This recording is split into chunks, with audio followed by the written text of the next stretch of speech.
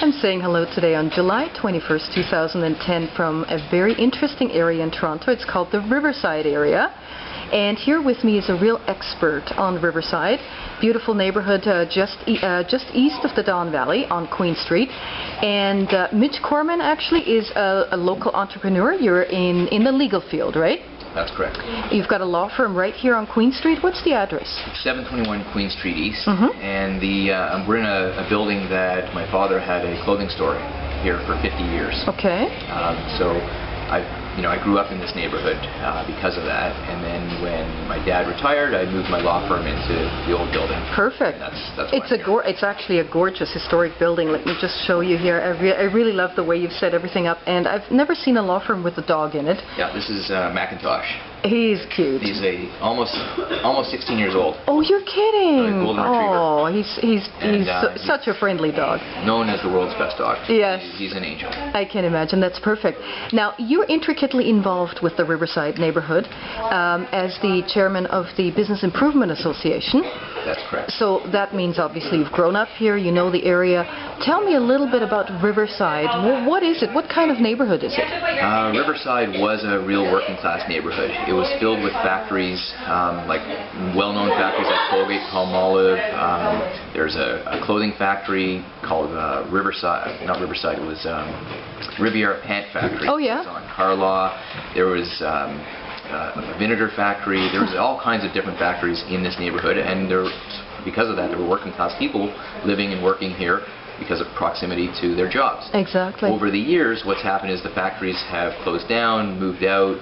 A lot of these factories have been converted into loft spaces. So now I see a lot of the Victorian building substance is still around, which is wonderful. Yes. It hasn't been torn down. Actually, a lot of it is left. Yeah, most of it has been added to. So, for example, the garment factory loft was the Riviera Pant Factory, 4 floors, and now it's 7 floors, and a side building connected to it, and it's a real cool, funky place to live. Exactly. So that's typical of what's happened to our neighborhood. And over the last 15 years or so, as the factories basically left 25 years ago. And then there was a gap in time when the neighborhood was relatively depressed, things weren't happening. But in the last 15 years, money's been coming in because we have a great proximity to downtown Toronto. Right, awesome location. 5 minutes on a streetcar, exactly. And you're right in the downtown core. 10, 15-minute walk. So because of that, the real estate's very valuable, and the factory stock was great and perfect for redevelopment. So they created all these different lofts around the neighborhood, and that has brought people back to live here, work here, because the proximity to downtown is so good. So we've had an influx of people that want to be in this neighborhood. Great. Coupled with that, we've had when people start moving back, people with good jobs, good money, then businesses start opening up. So you're saying it really started with an influx or an interest in real estate because of the close proximity, and the revitalization started with people moving back in here and then spending their money locally in the neighborhood. Well, I shouldn't say people moving back, but because people always lived here. However, the people that were living here 30 years ago were reliant on the jobs, the stock of jobs that were in the neighborhood, which were the factory jobs. Those jobs are gone now, and because of the proximity to downtown Toronto, what we found is that people that are in financial services and things like that, people that are working in the downtown core, want to live close to the downtown core.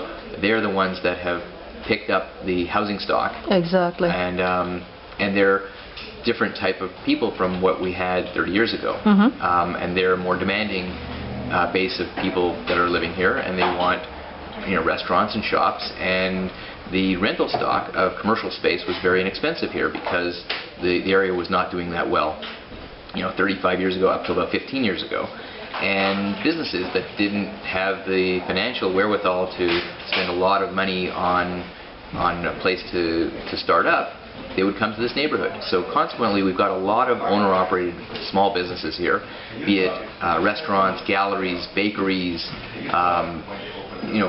anything. It's a really cool, funky neighborhood, actually. It's interesting because I kind of used to hang around here a little bit about maybe 10 years ago. I used to play volleyball right over here at Jimmy Simpson Community Center.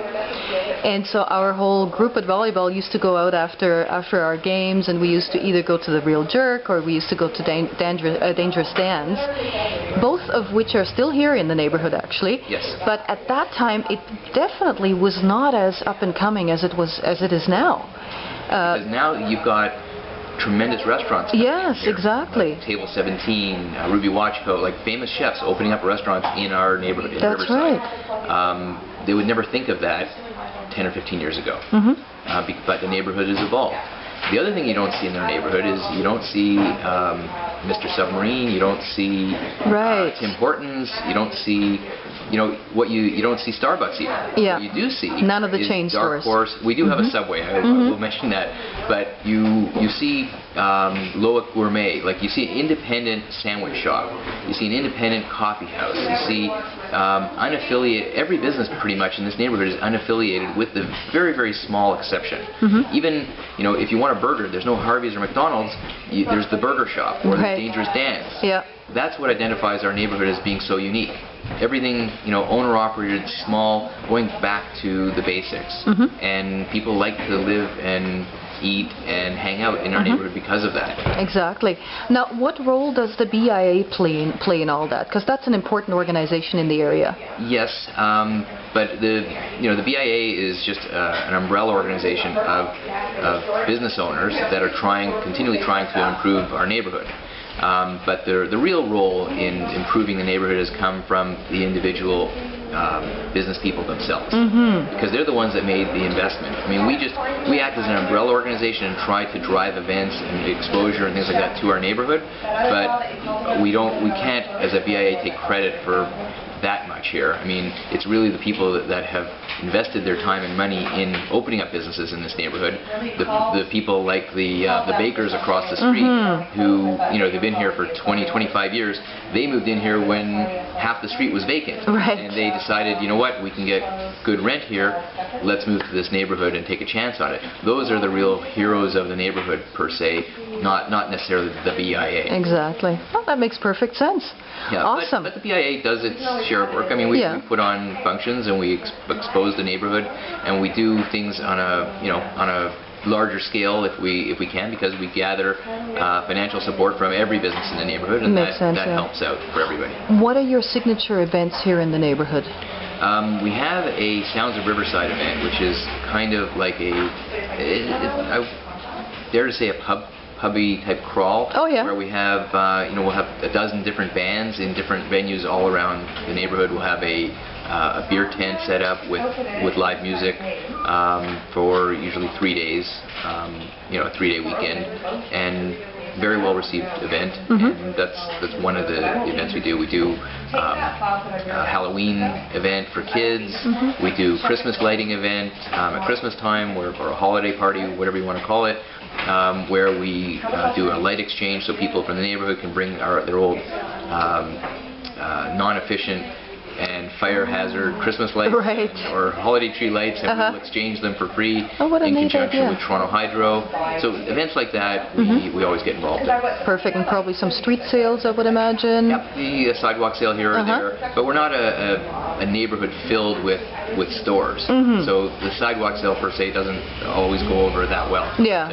Because it's you have a clothing store, and then you have a bakery, and then you have a wine shop, and then you have a coffee shop. So it's not like it's just a retail place where you can do sidewalk stuff. We also have a lot of antique shops and modern furniture shops. Yes. We have both. Yes. And those aren't really conducive to sidewalk sales either, because the pieces are just a little too big. And too precious to put out on the street, that's for sure. Right, somebody will take them away. Exactly, that's not a good idea. But that's great, actually. I really thank you for giving me an overview of this interesting up-and-coming neighborhood. I don't even know if it's up and coming. It looks like you guys have arrived. It's an evolved neighborhood. And one of the nicest things about this neighborhood, it's a well-kept secret. Yeah, it is. They want to find a different great neighborhood in Toronto. If they're at a hotel and a concierge will tell you, oh, go to the Eaton Centre, your first time to Toronto, go to, the mainstream places. The people that come to our neighborhood have a unique, exciting experience. That is and they true. go back and they tell their friends they found a really funky place, like Soho used to be in Manhattan. That's right. This is the place you want to be. Very eccentric, very, sort of, not eccentric, that's the wrong word, eclectic. Yes. Eclectic, a mixture of all sorts of different neat things. Yeah. Well, I've really enjoyed walking through here, and Mitch, thank you so much. My pleasure. For giving me a great overview of the Riverside neighborhood. Thank you for coming. Thank you.